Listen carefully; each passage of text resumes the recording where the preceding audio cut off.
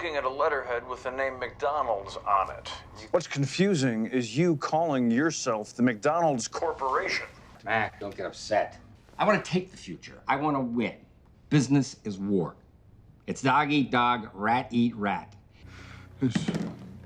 Mac! This is the story of how a small-town businessman transformed a simple family restaurant into one of the world's most recognizable brands, earning billions in the process. The film The Founder follows Ray Kroc, a struggling milkshake machine salesman whose persistence and determination would change the fast food industry forever. It's 1954. Ray Kroc is crisscrossing America, pitching his milkshake machines to drive-in restaurants. Most owners are inefficient, slow, and careless. Food takes forever to arrive, and orders often come out wrong.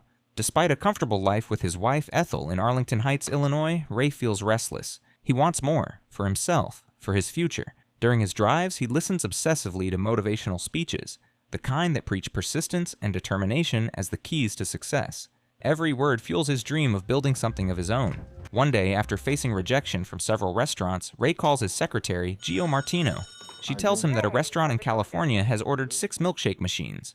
Ray is skeptical. 6 is far more than any restaurant would need. He calls the restaurant himself to confirm. To his surprise, the restaurant hasn't made a mistake. They actually want 8 machines. The restaurant is located in San Bernardino, Southern California. Curiosity sparks an idea. He has to see this restaurant for himself. When Ray arrives in San Bernardino, he is stunned. The restaurant is a bustling walk-up joint called McDonald's. He watches in awe as customers line up, and the staff works with astonishing speed and precision. The food is served in disposable packaging, allowing customers to eat wherever they choose. Families gather happily, enjoying the friendly, clean environment. Ray joins the line, and in moments, his order is ready. He can hardly believe it. This is unlike any restaurant he has ever seen. A completely new model of fast food designed for speed, efficiency, and customer satisfaction. While observing the busy restaurant, Ray strikes up a conversation with Mac McDonald, one of the restaurant's owners. Impressed by his creation, Ray compliments Mac on the incredible efficiency and design of the operation. Mac, gracious and proud, welcomes Ray into the kitchen for a tour. Inside, Ray's eyes widen. The kitchen is a well-oiled machine. Each tool and appliance is custom-built for maximum speed, and each employee has a precise role. Mac explains the secret. Speed is everything. From cooking patties to assembling burgers, every step is timed and measured.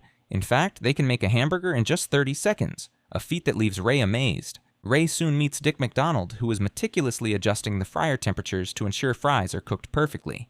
Despite the chaotic environment, Ray is determined to learn their story. He invites both brothers to dinner that evening to hear about the origins of their remarkable restaurant. Over dinner, the McDonald brothers recount their journey. They had first come to Hollywood to work in the film industry, but eventually opened a movie theater in Glendora. Unfortunately, the Great Depression forced the theater to close. Pivoting quickly, they started a small food stand selling hot dogs and orange juice in Arcadia, but foot traffic was low, so they moved the stand to San Bernardino. Lacking funds, they mounted the stand onto a truck and began selling food on the go. Over time, the mobile operation evolved into a full-fledged barbecue drive-in restaurant. They offered 27 items on the menu, with uniformed waitresses delivering food directly to cars. Business initially thrived, but soon complications arose. The drive-in model attracted the wrong type of customers, and the brothers realized that their current business approach would not sustain long-term success. To continue thriving, they needed to rethink the entire model. The brothers analyzed their sales and discovered a striking fact. Hamburgers, French fries, and soft drinks made up nearly 87% of their revenue. Everything else on the 27-item menu was simply slowing them down and cutting into profits. They made a bold decision. They would eliminate all other items and focus only on their top 3 sellers. Next came the revolutionary concept, the walk-up restaurant. Customers would now come inside to place their orders, removing the need for drive-in service staff. To cut costs further, the brothers introduced disposable food packaging, eliminating silverware altogether. Their new tagline, proudly displayed, would read, "Orders ready in 30 seconds." To perfect this system, the brothers drew the entire kitchen layout on a tennis court with chalk. Every counter, grill, and station was mapped to maximize efficiency. Hours of testing and rearranging finally produced the ideal kitchen design, a blueprint that allowed them to assemble and deliver food at record speed. At first, customers were skeptical. Many were unaccustomed to leaving their cars and using disposable packaging. Business grew slowly, but the brothers were relentless. They refined every detail, from the workflow to the customer experience. Eventually, their persistence paid off. McDonald's transformed into a bustling, efficient, and popular destination in the town, laying the groundwork for what would become a fast food empire. Ray could hardly sleep that night. The brothers' story kept running through his mind, a perfect, fast, and efficient restaurant system waiting to be expanded nationwide. The very next day, he pitched the idea. McDonald's should be franchised, bringing their revolutionary concept to towns and cities everywhere. The brothers hesitated. They had already tried franchising before and struggled to maintain quality in multiple locations. Ray, however, was relentless. As he studied the restaurant, his eyes landed on a painting of a peculiar building on the wall. Mac explained it was a concept Dick had designed for a franchise in Phoenix. Curious, Ray traveled to Phoenix to see this location. What he found was a failed McDonald's franchise, complete with the iconic golden arches, but it hadn't worked. Rather than discouraging him, this only strengthened his resolve. He returned home and described the Phoenix store to his wife, explaining how a fully automated system could revolutionize the business. Ethel, his wife, was far less enthusiastic. She wanted stability, not risk. Ray, consumed by the vision of national expansion, argued passionately. Their disagreement escalated into an argument, but Ray's determination remained unshaken. He was ready to take the next step, even if it meant challenging the McDonald brothers to trust him with their creation. The following day, Ray returned to his old role as a traveling salesman, but his mind was elsewhere. Restaurants had ignored him, yet he couldn't stop thinking about McDonald's. Despite Ethel's disapproval, he headed straight back to San Bernardino to persuade the McDonald brothers to let him lead their franchising efforts. Dick was cautious. The last time they had attempted franchising, Mac had ended up in the hospital due to the stress. But after careful consideration, the brothers reluctantly agreed. Under strict conditions, every franchise decision would require their approval, ensuring complete oversight. Ray signed the contract without hesitation, ready to move forward. He traveled to Plainfield, Illinois to open his first McDonald's franchise. Funding proved to be a nightmare. Most investors refused to back him, leaving Ray no choice but to take a personal loan using his house as collateral, a secret he kept from Ethel. Ray also proposed substantial alterations to the new store, but approval from the brothers dragged on far longer than he expected. Growing impatient, he called Dick. The response was slow and procedural. The architect was reviewing the plans to ensure everything was safe and up to code. Ray's frustration boiled over. Every hour of delay risked his money and his dream. Work on Ray's new McDonald's franchise finally began. He meticulously replicated the San Bernardino system, ensuring every operation followed the same standards. Employees worked efficiently, and the kitchen ran like a well-oiled machine. But tension arose quickly. Ray saw a golden opportunity to bring in sponsorship revenue from Coca-Cola by placing the brand's logo on menu boards. Dick immediately shut it down. "We won't commercialize the restaurant," he insisted. It went against their core principles. Ray was frustrated but had to push forward carefully. The franchise opened to the public and customers poured in. Ray supervised operations personally, checking every burger, every order, making sure quality never faltered. Meanwhile, Ethel remained skeptical. She worried constantly about the financial risk and Ray's obsession with work. To ease her, Ray promised a day at the country club. The next day, Ray pitched the franchise idea to wealthy investors at the country club. Initially, they laughed at the concept. Fast food franchising seemed trivial to them, but Ray's energy and passion were infectious. Soon, a few investors were ready to take part in his venture, and franchise deals began to form, all approved by the McDonald brothers. Still, the brothers worried. Could quality standards be maintained across so many franchises? Could the system that worked in San Bernardino survive replication elsewhere? Ray had a vision, but now the real test had begun.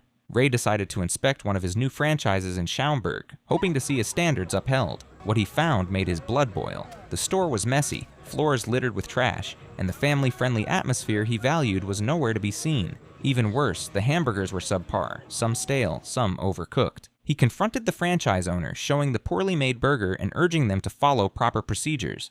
But his words fell on deaf ears. The franchisees lacked the dedication and work ethic Ray expected. Frustrated and realizing that some investors cared more about money than quality, he quit the country club membership he shared with Ethel, searching for more reliable partners. Ethel was furious, as she had always feared this new venture would fail, but fate intervened. Ray met Leonard Rosenblatt, a man full of drive and ambition, who inspired Ray with his willingness to work hard to make a living. Ray offered Leonard the chance to open a McDonald's franchise in Waukegan. Leonard faithfully followed the McDonald's system, running the store to exact standards. Through this experience, Ray learned a crucial lesson. Middle-class investors who cared about their business were ideal franchisees. They were committed, disciplined, and willing to replicate the McDonald's system precisely. With this strategy, Ray began opening more franchises across the Midwest, establishing himself as the driving force behind McDonald's expansion. McDonald's franchises began popping up across the Midwest, reaching cities like Dayton, Madison, Milwaukee, Grand Rapids, Kenosha, and Decatur. Ray proudly represented himself as the founder, but the McDonald brothers were irritated. They saw him taking credit for the McDonald name, even though he was still technically working under their system. Traveling to Minnesota for a franchise opening, Ray attended a formal dinner afterward at a high-end restaurant. There, he met Raleigh Smith, the restaurant owner, who offered Ray the opportunity to open yet another franchise in Minneapolis. It was at this dinner that Ray encountered Raleigh's wife, Juan, whose beauty and charm captivated him instantly. The two shared a playful evening, singing and playing piano together, further inspiring Ray to expand the McDonald empire. With this newfound determination, Ray pushed forward with Midwest expansion, but reality quickly caught up. His profits were slim. The 1.4% he earned from the McDonald brothers wasn't enough to sustain his growing ambitions. Desperate, he contacted the brothers, asking them to renegotiate the contract to increase his share, but they refused outright. Adding to his stress, Ray discovered that refrigeration costs for storing ice cream for milkshakes were consuming a significant portion of his already tight margins. Anxiety and pressure weighed on him heavily, and he struggled to think clearly about how to keep his vision alive. Struggling with his tight profit margins, Ray visited Raleigh and Jones' business, hoping for a solution. Jones suggested using powdered milk for the milkshakes, which could reduce costs without compromising taste. Excited, Ray brought the idea to Dick McDonald, but once again, the brothers flatly rejected it. They refused to compromise on quality, even if it meant higher profits. Desperate for a breakthrough, Ray met Harry Sonneborn, a sharp young businessman who quickly reviewed McDonald's finances. Sonneborn immediately recognized the core problem. Ray's income relied solely on the 1.4% profit from each franchise, leaving him powerless to scale. Harry proposed a bold strategy. Treat the McDonald's franchise system as a real estate business. By buying the land for each restaurant and leasing it to franchisees, Ray could generate a steady, independent income stream. This approach would give him financial control, allowing him to expand without relying on the McDonald brothers' limited profit share. Intrigued and energized, Ray implemented Harry's plan. The move transformed the business, giving him immediate access to capital for further expansion. To formalize the strategy, he renamed his company Franchise Realty Corporation, separating the real estate holdings from the operational McDonald's brand while maintaining control over the restaurant model. As Ray's Franchise Realty Corporation flourished, he explained to Dick McDonald that the real estate holdings were legally separate from the McDonald's brand. His newfound wealth gave him the leverage to act decisively. One evening, over dinner, Ray informed his wife Ethel that he wanted a divorce, willing to give her everything except his stake in McDonald's. He retained top lawyers prepared to pay any price to sever ties with the McDonald brothers' contract. The brothers were furious. A letter arrived on official McDonald's letterhead, listing Ray as president. Dick threatened legal action, asserting they were the original founders. Ray remained unshaken. Confident in his real estate empire, he calmly explained that they could never outspend him in court. The stress of this conflict caused Mac to suffer a diabetic shock, requiring hospitalization. Ray visited the hospital with flowers and a blank check, signaling his willingness to buy out their shares. Realizing they could not win a legal battle, the McDonald brothers reluctantly negotiated. They agreed on a $2.7 million lump sum, ownership of their original San Bernardino store, and 1% of McDonald's annual profits.